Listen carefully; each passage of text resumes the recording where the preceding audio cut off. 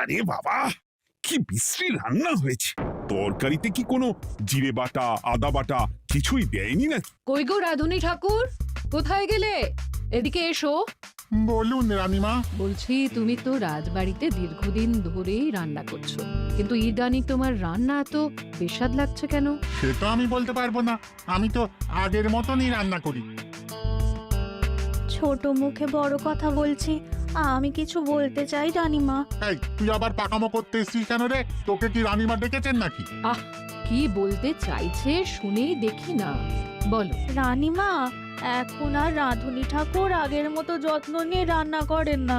রান্নাঘরে পড়ে পড়ে ঘুমোয় আর তাড়াহুড়ো করে কোনো রকমে রান্না করে দেন। একদম বাজে কথা বলবি না। বাজে কথা না রানীমা, শিলনোড়ায় বাটতে ওনার কষ্ট হবে বলে আজকাল রাধুনী ঠাকুর শুধু জিরে ফোড়ন দিয়ে রান্না করেন। এত বেতন দিয়ে তোমাকে রাখা হয় কি এই ফাঁকিবাজির জন্যে? কি মানে ভুল হয়ে গেছে। এর যদি এই ভুল করার ইচ্ছে হয় তাহলে তল্পি তল্পা গুটিয়ে বাড়ি গিয়ে ভুল করো, মনে থাকবে? মনে থাকবে মহারাজ। কি হচ্ছে বলো তো রানী? সকালে বাগানে পায়চারি করছিলাম, দেখি মালি একটা গাছেও জল দেয়নি।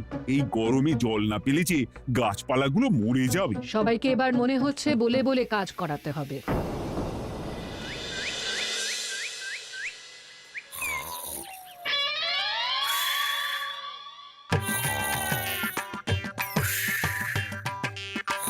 কি গো, কদিন ধরে তো তুমি শুধু খাচ্ছ আর ঘুমোচ্ছ।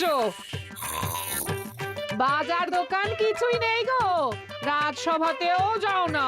কি যে করি।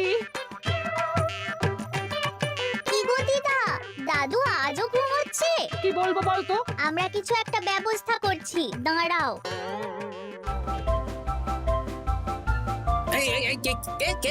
ওঠো দাদু, আর কত ঘুমে? কুড়েমির একটা সীমা থাকে। ওঠো বলছি, ওঠো, ওঠো না। আমি বুঝতে পারছি বাড়ির কাজ, বাজার দোকান এসব না করার জন্য তুমি পড়ে পড়ে ঘুমোচ্ছ। দাদু কাজে ফাঁকি দিচ্ছে দিদা। দে পুটি, আর সরসরি দে দে।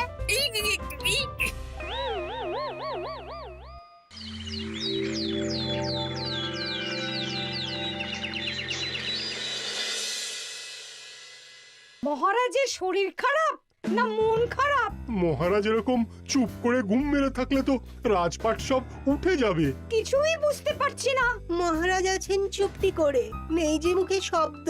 ফাঁকি দিলে এবার তাকে করব আমি জব্দ। অনেক শুয়েছি, আর নয়। মহারাজ, কে ফাঁকি দিচ্ছে? আমি তো ফাঁকি দিই না। পণ্ডিত, তুমি দিচ্ছ নাকি ফাঁকি? না না, বৈদ্য। আমি ফাঁকি দিলে সবাই ওই রোগে ভুগে মরে যাবে। আমি তো রোজ সময়ই রাজসভায় আসি, তাহলে আমি বলছি আসল কারণ। রাজবাড়ির রাধুনী ফাঁকি দিচ্ছে, আর 3 দিন ধরে রাজসভায় গোপাল বেপাত্তা। হ্যাঁ, এই গোপাল বেটাই আসল ফাঁকিবাজ। ওকে বরখাস্ত করে দিন। গোপালকে যদি বরখাস্ত করা হয় তাহলে বিপদে আপদে মহারাজের পাশে দাঁড়াবে কে? অসময় মহারাজ বুদ্ধি পাবেন কার কাছে? এই সুযোগ, এই সময় গোপালকে মহারাজের চক্ষুশূল করতে হবে, তাহলে আমি একেবারে জেঁকে বসতে পারবো। মহারাজ, গোপাল ঠিক কতটা ফাঁকিবাজ হয়ে উঠেছে তার কোনো ইয়ত্তা নেই। হ্যাঁ, বলুন তো। বেটা গোপাল কোনোদিন সঠিক সময়ে রাজসভায় আসে না। কোনো দিন তো আসেই না, যেমন আজকেও আসেনি। আর না এলে মহারাজকেও কারণটা জানায় না। আপনাকে সম্মান করা তো দূরের কথা, কোনো ভ্রুক্ষেপই করে না। এটা কিছুটা হলেও মন্ত্রী মশাই ঠিক কথা বলছেন। হ্যাঁ, এ তো একদম সঠিক কথা। ঠিক বলেছ। প্রহরী, প্রহরী, বলুন মহারাজ। তুমি আরেকজনকে সাথে নিয়ে এক্ষুনি গোপালকে তুলে নিয়ে এসো। আচ্ছা মহারাজ। বলি, তুমি আজকেও রাজসভায় কামাই করবে? অর্ধেক দিন কামাই করলে বেতন কাটা যাবে গো। গিন্নিমা, গোপালকে মহারাজ ডাকলেন। ওই দেখো, রাজবাড়ি থেকে প্রহরীও ডাকতে এসেছে। ওহ, মহারাজের আদেশ না শুনলে তোমাকে তুলে নিয়ে যেতে বাধ্য হব। আরে দাঁড়িয়ে দেখছিস কি? তুলে নিয়ে চল। ঠিক বলেছিস, তুই হাত ধর আর আমি পা ধরি। আমরা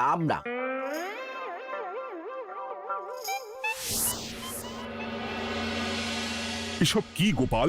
তুমি বাড়িতে আছো, ঘুমোচ্ছ, অথচ রাজসভায় আসছো না। কি ব্যাপার? আগে মহারাজ, মস্তিষ্ককে বিশ্রাম দিয়ে বুদ্ধি বাড়াচ্ছিলাম। অনেক ব্যবহার হয়েছে তো, তাই একটু বিশ্রাম দরকার আর কি। আমার পুরো রাজসভাটাই ফাঁকিবাজ। আমি সবাইকেই বিদায় করব, আর গোপালকেও। এই সেরেছে, আমি ফাঁকিবাজ নই মহারাজ। আমি খোঁজ নিয়ে দেখেছি সবাই কম বেশি গায়ে হাওয়া লাগিয়ে ঘুরছে। মহারাজ, আমি তো নদীর পাড়ে বসে শীতল হাওয়া গায়ে লাগাই, তবেই তো ঢেউয়ের মতো আমার ছন্দ আসে। কেউ ফাঁকিবাজ না মহারাজ, আসল ফাঁকিবাজ গোপাল। মহারাজ, আমি যদি দরকারে আপনাকে বুদ্ধি দিয়ে, ফাঁকা সময়ে বিশ্রাম দিয়ে ফাঁকিবাজ হই, তাহলে মন্ত্রী মহা ফাঁকিবাজ। কারণ মন্ত্রীর কাজ রাজাকে বুদ্ধি দেওয়া, তা তিনি করেন না বলেই আমাকে দরকার পড়ে। আমি তো ভাঁড়, আমি শুধু হাসাবো, এটাই আমার কাজ। তাতে কি, সেনাপতিও তো সেনাপ্রধান, ও কি যুদ্ধ করে? রাজ্যে শান্তি শৃঙ্খলা বজায় আছে, তাহলে যুদ্ধ করে হবেটা কি? হ্যাঁ, অকারণে পায়ে পা দিয়ে যুদ্ধ বাঁধাবো নাকি? হ্যাঁ, যত সব। যখন তখন বিপদ আসতে পারে, তাই যুদ্ধের জন্য সব সময় সামরিক শক্তিকে প্রস্তুত থাকা দরকার। হ্যাঁ, এটা গোপাল ঠিক বলেছে। সেনাপতিকে তো কোনোদিন সেসব নিয়ে মহড়াও করতে দেখি না। তাহলে দাঁড়ালো 3 জন ফাঁকিবাজ। মূল অভিযুক্ত গোপাল দিন রাত কামাই করে, মন্ত্রী মহারাজকে বুদ্ধি দেয় না, আর সেনাপতি যুদ্ধের প্রস্তুতি নেয় না। এই 3 জনকে আমি বিদায় করব। এই সেরেছে, এ তো দেখছি বিনা মেঘে বজ্রপাত। না, তবে তোমরা যে ফাঁকিবাজ নও সেটা প্রমাণ করার জন্য 12 ঘন্টা সময় দেব। আমাদের কি করতে হবে? তোমাদের 3 জনকে 3টে খালি বস্তা দেব। প্রত্যেকে ওই খালি বস্তা নিয়ে জঙ্গলে যাবে, আর এই 12 ঘন্টার মধ্যে জঙ্গল থেকে বস্তা ভরে আনবে। একটা বস্তা ভরার জন্য 12 ঘন্টা সময়? এ তো খুবই সহজ কাজ। সহজ কঠিন জানি না, যে ফাঁকি দিয়ে ফাঁকা বস্তা জমা দেবে বা কিছুটা ভর্তি কিছুটা খালি আনবে, সে সাজা পাবে। আচ্ছা মহারাজ, আমি বস্তায় কি নিয়ে আসবো সেটা কি আপনি দেখবেন? তা দেখব না, কিন্তু বস্তা ভরে আনতে হবে। আর যা বস্তায় ভরে আনবে তাই নিয়ে সবাই বাড়ি ফিরে যেতে পারবে। তার মানে বস্তাতে যা থাকবে সব বস্তার মালিকই পাবে। একদম তাই। বুঝে গেছি, ভিতরে কোনো গভীর পরিকল্পনা আছে।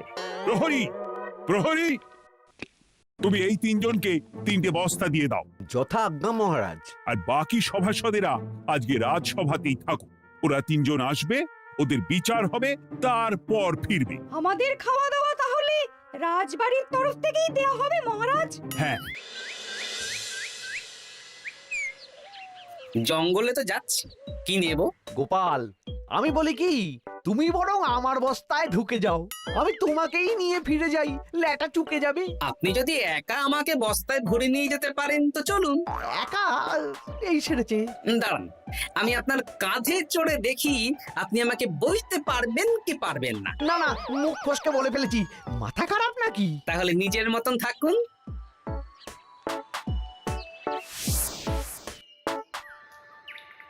এমন কি বা আছে এই জঙ্গলে? আমার কাজে লাগার মতন তো কিছুই দেখতে পাচ্ছি না। ওই তো ওই দিকটা একটু ছায়া আছে বেশ, ওই গাছের নিচে গিয়ে বিশ্রাম নি। সেনাপতি, অত চিন্তা ভাবনা করার কিছুই নেই। মহারাজ তো আর দেখবেন না আমরা বস্তায় কি ভরে নিয়ে যাব। 12 ঘন্টা অনেক সময়। এখন বিশ্রাম নাও। আপনার ইঁদুরের পেট, আপনি বিশ্রাম নিন। দেখি জঙ্গলে থেকে কিছু ফল পেড়ে আগে খাই, তারপর না হয় ওই বস্তাটা ওই ফলমূলের খোসা আর মাটিতে পড়ে থাকা পাতা দিয়ে ভরিয়ে মহারাজের কাছে নিয়ে যাব। হ্যাঁ, বস্তা যখন বাড়ি নিয়েই যেতে পারবো, তাহলে বনের সব থেকে ভালো ভালো ফলগুলো আগে ভরে নি। গিন্নিকে এবার বলবো, বাজার আনি না তো কি হয়েছে, দেখো কত ফল এনেছি। যাই, এর থেকে কিছু মহারাজকে ভেট দেব, মহারাজ বেশ খুশি হবেন।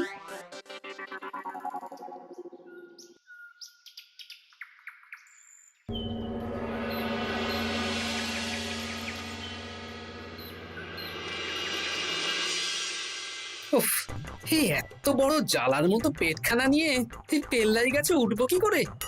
দূর দূর, আশেপাশে ঢিল পাথরও দেখতে পাচ্ছি না। এই বুড়ো বয়সে হাড়গোড় ভাঙলে সে এক খারাপ ব্যাপার হবে। আরে দূরে ওদিক থেকে আওয়াজ পাওয়া যাচ্ছে। তার মানে এই বনে কেউ এসেছে। ভাই মদন, এই গাছটা ঝড়ে ভেঙে অনেক দিন পড়েছিল, এটা তো নেবই। তুই ওদিকে দেখ, কত মোটা একটা সেগুন গাছ রে। ওই গাছটা নিয়ে গেলে আমরা 1 বছর বসে খেতে পারবো। তাহলে আর দেরি কেন, হাত লাগা। আরে আরে আরে, করো কি এগুলো সব আমাদের মহারাজ কৃষ্ণচন্দ্রের পছন্দের গাছ। ভুলেও এই গাছ কেটে নিয়ে যাওয়ার ভাবনা চিন্তা করো না। আর ওই সেগুন গাছটা তো মহারাজের সবচেয়ে প্রিয়। আরে মহারাজ কি করে জানবে শুনি? এই বনে তো তিনি ভুল করেও আসেন না। এই যে আমি আসি, আমি মহারাজের দূত। তোমরা যদি ভুল করে ওই সেগুন গাছে হাত দাও তাহলে কিন্তু তোমাদের গর্দান যাবে। এই সেরেছে, কিন্তু আমরা তো কাঠুরিয়া, কাঠ ছাড়া পেট চালাবো কি করে? সে তোমাদের ব্যবস্থা তোমরা করো, অন্য অনেক কাজ আছে। এই সামনের গাছটা মরে পড়ে আছে, এটার কাঠ আমরা নিয়ে যেতে পারবো তো? তা পারবে, এতে অত চিন্তার ব্যাপার নেই। গোপাল আছে যখন, তখন এই রাজ্যের কেউ মুশকিলে থাকবেই না। শুধু তোমাদের একটা কাজ করতে হবে। কি কাজ? এই নাও বস্তা। আমার জন্য এই জঙ্গল থেকে টাটকা বিভিন্ন ফল পেড়ে এই বস্তা ভরে দাও। তাহলে মহারাজকে আর তোমাদের কথা বলবো না, বুঝলে? আর তোমাদের যাতে রাজবাড়িতে কোনো কাজ হয় সেই নিয়ে মহারাজের কাছে সুপারিশও করবো, কেমন? বেশ বেশ, এই তুমি তাহলে এখন এখানে বিশ্রাম করো, আমরা তোমার বস্তা ভরে ফল নিয়ে আসছি। ঠিক আছে, আমি তোমাদের কুঠার পাহারা দিচ্ছি। তোমরা ভালো তরতাজা ফল বস্তায় ভরে নিয়ে এসো।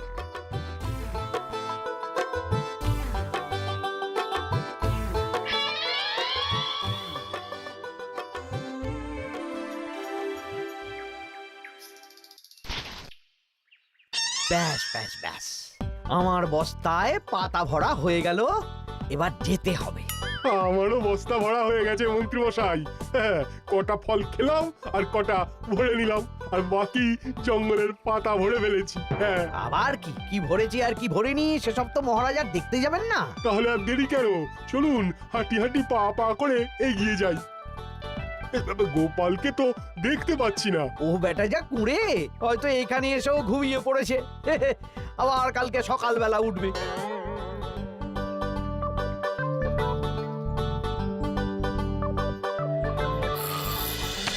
এই যে ভাই, এই যে হ্যাঁ, কে কে? আমরা। ও বলো, বস্তা ভরে এনেছো? হ্যাঁ, ভরে এনেছি। তাহলে চলো রাজসভায় যাই, তোমাদের একেবারে মহারাজের সাথে পরিচয়ও করিয়ে দেবো, আর কাজের ব্যাপারেও বলবো। চলুন। চলো চলো চলো।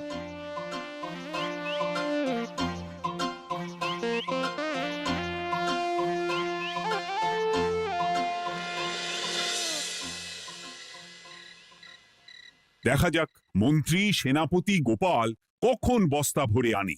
এই তো চলে এসেছি, বিশ্রাম নিলাম, বস্তাও ভরে ফেললাম।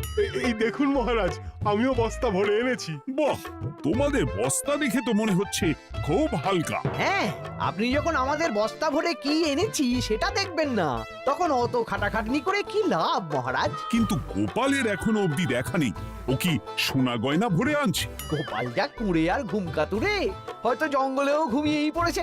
মহারাজ, আপনি একটা কাজ করুন, আমাকে আর মন্ত্রী মশাইকে যুগ্মভাবে বিজয়ী ঘোষণা করে দিন, ব্যাস। এত তাড়া কিসের? বাবা বাবা বাবা বাবা, তোমরা তিনজনেই বস্তা ভরে এনেছো, আমি খুব খুশি। আমার কথা শুনে কাজ করেছো, তোমরা তিনজনেই বিজয়ী। এবার বাড়ি যাও, যাও। গোপাল কি করে বিজয়ী হয় মহারাজ? এই বস্তা ভরে নিয়ে আসাতেও তো ওর ফাঁকিবাজি ধরা পড়ছে। কিসের ফাঁকিবাজি? এই যে দুটো লোক তোমার হয়ে বস্তা বয়ে আনলো, সে তো মহারাজ সহ আমরা সবাই দেখতেই পেলাম। তা তো ঠিক, গোপাল নিজে হাতে বস্তা ভরে আনেনি। মহারাজ বস্তা ভরে আনতে বলেছেন, আমি এনেছি, এখানেই কথা শেষ। আমি কাকে দিয়ে বস্তা ভরালাম, কে আমাকে সাহায্য করলো, সেসব তো কোনো শর্ত আরোপ করা ছিল না। কিন্তু পরীক্ষাটা তো কে ফাঁকিবাজ সেটা প্রমাণ করার পরীক্ষা। এখানে তো তুমি ফাঁকি দিলে গোপাল। এটাও ঠিক কথা, তাহলে গোপালের শাস্তি পাওয়া উচিত। মহারাজ, আপনার শর্ত ছিল সেই ফাঁকিবাজ বলে প্রমাণিত হবে যে বস্তা খালি আনবে। এইখানে আপনি একটা ছোট্ট ভুল করেছেন মহারাজ, বস্তায় কি আছে সেটা দেখবেন না আগেই বলে দিয়েছেন। তা তো বলেছি। আপনি নিশ্চয় জানেন পাঠশালায় কিছু ছাত্রছাত্রী থাকে যারা পড়ার বইয়ে মুখ গুজে বসে থাকলেও পড়ায় তাদের মন থাকে না, মাথাতেও পড়া ঢোকে না, তাই সেই পড়া তাদের কোনো কাজে লাগে না। কি পণ্ডিত মশাই, এদেরকেই তো বলে ফাঁকিবাজ। বিলক্ষণ, এরাই ফাঁকিবাজ। ধন্যবাদ। তেমনি আমি যদি বলি সেনাপতি আর মন্ত্রী মশাই ওই ফাঁকিবাজদের মতনই ফাঁকি দিয়ে বস্তা ভরেছে, তাই ওদের বস্তা এত হালকা। সে তো আমি বুঝতেই পারছি। কিন্তু আমার বস্তায় যা জিনিস ভরে এনেছি তা একার পক্ষে সংগ্রহ করা মুশকিল ছিল, তাই আমি দুজনের সহযোগিতা নিয়েছি। মহারাজ, আপনি কি বস্তা খুলে দেখবেন নাকি? না না, আমি খুলে দেখলে আমার কথার খেলাপ হবে। এবার তো দেখছি আবার তিনজনের পরীক্ষা নিতে হবে। হ্যাঁ, নইলে প্রকৃত ফাঁকিবাজ কে সেটা প্রমাণ হবে না। কিন্তু ফাঁকিবাজ ধরার উপায় কি? মহারাজ, আমরা বরং আমাদের বস্তা নিয়ে বাড়ি না গিয়ে একদিন কারাগারেই থাকি, আর তাতেই প্রমাণ হবে এই বস্তায় সত্যি কি আছে যা আমাদের নিজেদের কাজে লাগবে। এটা ভালো বুদ্ধি। মহারাজ তখনই কারাগার থেকে আমাদের মুক্ত করবেন যখন আমরা আর থাকতে না পেরে ডাক দেব, আর যে আগে বেরোতে চাইবে সে সব থেকে বড় ফাঁকিবাজ, মানে যে আগু পিছু না ভেবে কাজ করে। বেশ, তাহলে তাই হোক। মহারাজ, কারাগারে শুধু জল ছাড়া আর কিচ্ছু দেওয়া হবে না, কারণ বস্তায় তো আর জল থাকতে পারে না। না না, তা কি করে হয়? শুধু জল? হ্যাঁ, আমি তো লোককে দিয়ে বস্তা ভরিয়েছি। আপনারা নিজে কি এমন কাজের জিনিস ভরেছেন সেটাই প্রমাণ হবে। বেশ, তাহলে তোমরা কারাগারে যাও। প্রহরী, ব্যবস্থা করো। আর এই দুজন কাঠুরিয়া বেশ কর্মঠ মহারাজ, যদি কোনো রাজবাড়ির কাজ থাকে এদের দিয়ে করাতে পারেন। আমার বাগানের মালিটা খুব ফাঁকি দিচ্ছে, তাহলে ওদের সাথে কথা বলে নিচ্ছি। যাও যাও, তোমরা কারাগারে যাও।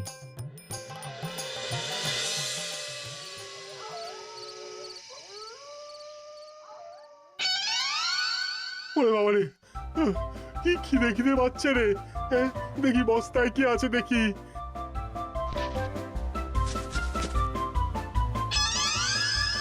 দু একটা পচা ফল, দেখি দেখি একটু ভালো আছে।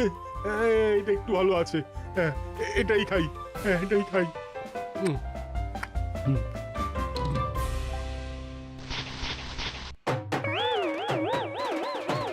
আমি তো শুধু পাতা ভরেছি, কি সেরেছি?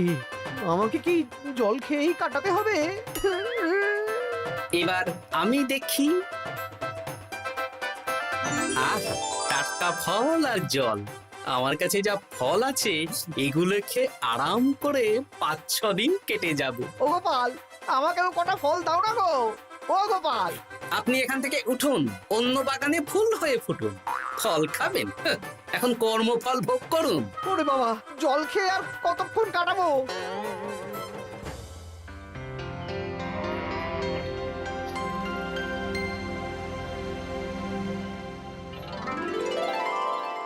উফ, পেটটা চুই করছে, কি খিদে পেয়েছে না। আমি আমি বাড়ি যাব। আপনি বাড়ি যাবেন? হ্যাঁ। তাহলে বেরিয়ে আসুন, বেরিয়ে আসুন। বেটা গোপাল কায়দা করে এমন শর্ত দিতে বলল, পুরো ফেঁসে গেলাম। আমারও তো খাওয়ার মতন তেমন কিছু নেই, আমিও এখানে থাকবো না। আমি এখানেই আছি, ফল খাবো, জল খাবো, আর প্রকৃতির ডাক এলে একটু বাইরে যাব।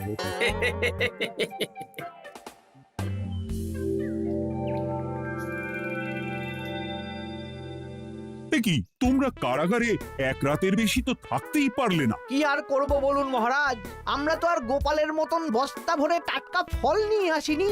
বেটা গোপাল আমাদের দেখিয়ে দেখিয়ে ফল খাচ্ছিল, অতি আমাদের খিদে আরো বেড়ে যাচ্ছিল। তাহলে এরা দুজনে তো হার মেনে নিল। গোপাল কি করছে? গোপাল খাচ্ছে আর ঘুমোচ্ছে। ওকেও নিয়ে এসো। আচ্ছা মহারাজ। একই মহারাজ, আমার তো এখনো বাইরে আসার ইচ্ছে হয়নি। কি আর করা যাবে, ওরা হার মেনে নিয়েছে, তার মানে তুমি জয়ী হয়ে গেলে গোপাল। আমার বস্তায় ভরে অনেক ফল এনেছিলাম, এখনো অনেক আছে।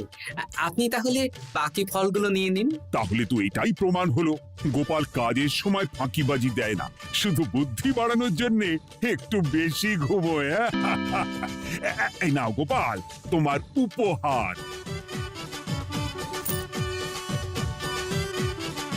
মহারাজ, আমি সময়ের কাজ সময়ে করি আর বাকি সময় একটু ঘুমাই।